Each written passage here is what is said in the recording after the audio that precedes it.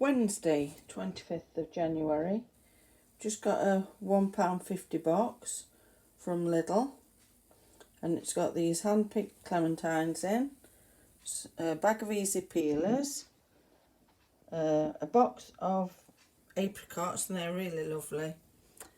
The small pears that I love, spring onions, 2 bunches, a couple of cooking apples, quite a lot of the old jacket potatoes by the looks of it, a white cabbage, a round lettuce, and a salad trio that's got 3 different types of lettuce in. For £1.50, I think that was a bargain. Also, with the Lidl app, if you go there several times, you can end up with a £10 voucher. So we got some other things, and we got £10 off. So winner, winner.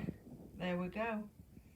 The bad news is very windy last night, and we've ended up with a couple of ridge tiles off, and they blew off and hit the camper. So it's done a little bit of damage to that as well. But nobody was hurt. Looks like we've got a roofer. So onwards and upwards, eh? Bye.